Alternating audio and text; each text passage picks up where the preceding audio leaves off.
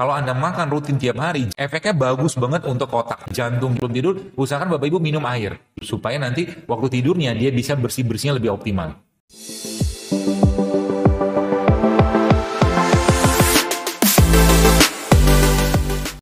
Kalau kita bicara pada kategori perut, sekarang maka gini. Ada beberapa, jadi Allah menciptakan banyak sekali tumbuhan-tumbuhan yang berperan untuk organ tertentu. Ya, organ-organ tertentu. Tapi kalau kita biasakan makan ini tiap hari, Bapak sekalian, maka organ itu akan sehat dan yang lain pun akan dapat manfaat. Contoh, misalkan kita bicara otak.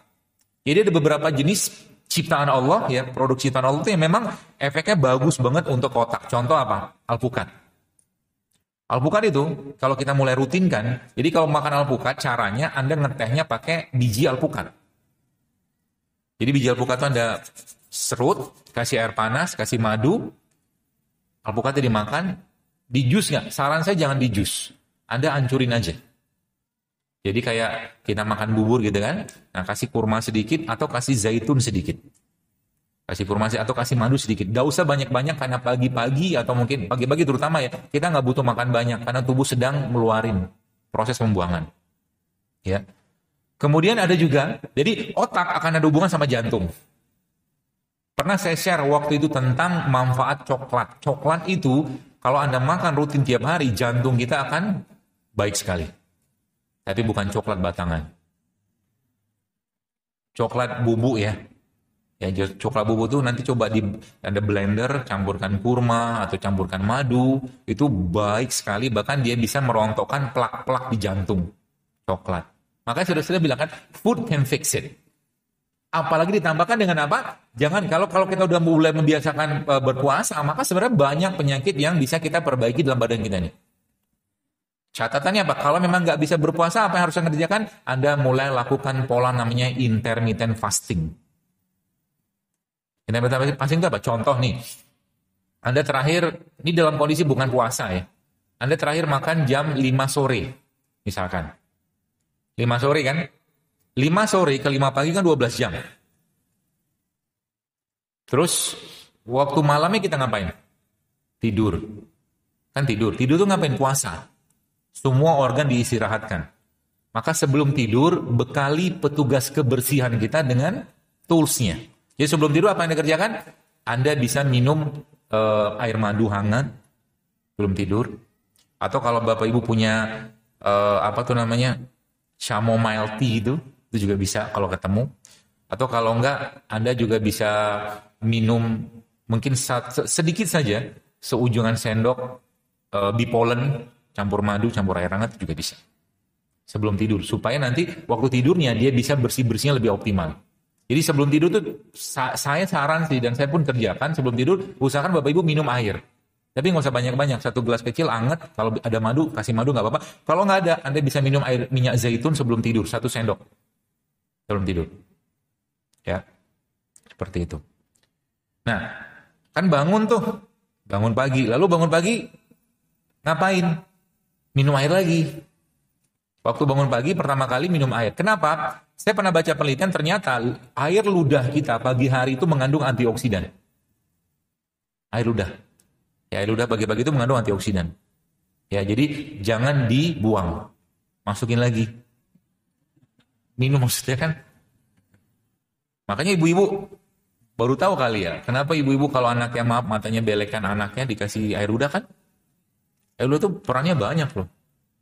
Bahkan Rasulullah juga mengajarkan ada beberapa penyakit yang beliau ludahin gitu loh. Tapi dia ngeludahnya Rasul ya. Karena emang banyak berkah di air ludah.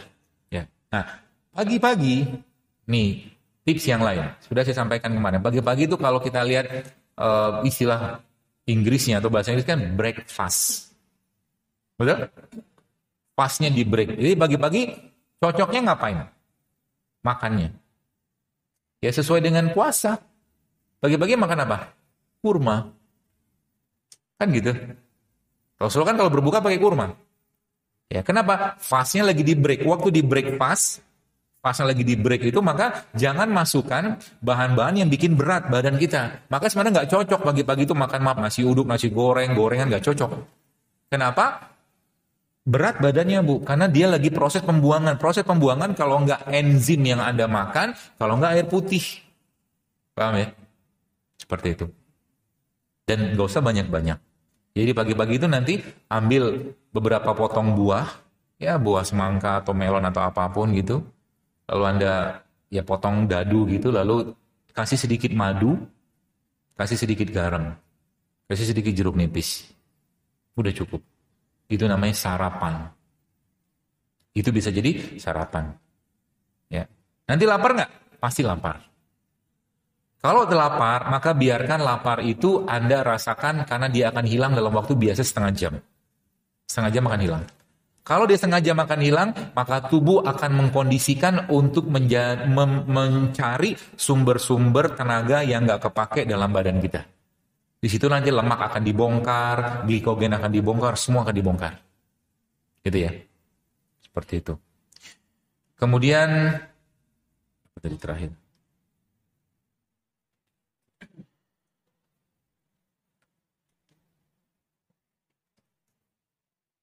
Ya, jadi terakhir dari quality over quantity.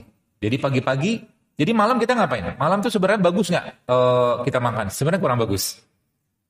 Secara hormon, malam-malam itu sudah ketika matahari tenggelam ya, tubuh kita sudah tidak menangkap sinar matahari, maka yang bekerja adalah hormon rileks. Kalau udah rileks, jangan lagi bebani dengan makanan. Jadi kalau Anda pengen badannya lebih sehat mulai sekarang, jangan makan waktu matahari sudah tenggelam. Gitu. Jadi pagi-pagi, supaya bisa bersiap untuk makan, maka apa yang Anda kerjakan pagi-pagi, bangun tidur, lihatlah matahari. Sebab ketika matahari ngelihat, maka otomatis kita punya hormon akan switching dari dari parasimpatik menjadi simpatik. Jadi akan berubah menjadi hormon yang sesuai untuk keadaan siang. Ya, maka pagi-pagi jangan tidur, nikmati matahari. Karena antara waktu subuh sampai waktu syuruk, itu waktu tertingginya kadar nitrik oksid atau kadar antioksidan yang ada pada udara. Jadi waktu subuh jangan tidur. Ya. Tidurnya kapan? Kalau capek, misalkan habis sholat malam, tidurnya habis duha. Baru tidur. Ya, syuruk itu mungkin kalau sekarang kan jam-jam 6-an lah ya. Jadi tunggu sebentar, jangan tidur waktu itu karena sayang banget waktu itu tidur, ya. Gitu ya, Bapak sekalian pola-polanya. Dan yang tidak kalah pentingnya sebenarnya adalah puasa itu sebenarnya saya pernah baca dalam sebuah tulisan seorang dokter, ternyata dia bisa memperbaiki DNA. DNA seseorang itu bisa di recover back atau diperbaiki kalau orang itu puasa. Maka saya itu bisa, kalau saya boleh membayangkan gitu kan, kalau seandainya umat Islam ini rajin berpuasa atau makannya nggak banyak, harusnya kita menjadi umat yang paling kuat. Ya, jadi makan nggak banyak, makan seadanya gitu ya. Kalau sekarang kan justru malah berlebihan, harus kita akui kita berlebihan dalam urusan makanan. Ya, sehingga akhirnya fenomena kegemukan di mana-mana dan angka penyakitnya sudah tidak bisa dibohongin lagi. Ya, kalau sekarang kita mau lihat, kenapa sekarang penyakit banyak? Karena kita tidak makan seperti makannya orang tua kita zaman dulu. Betul? Betul, Pak.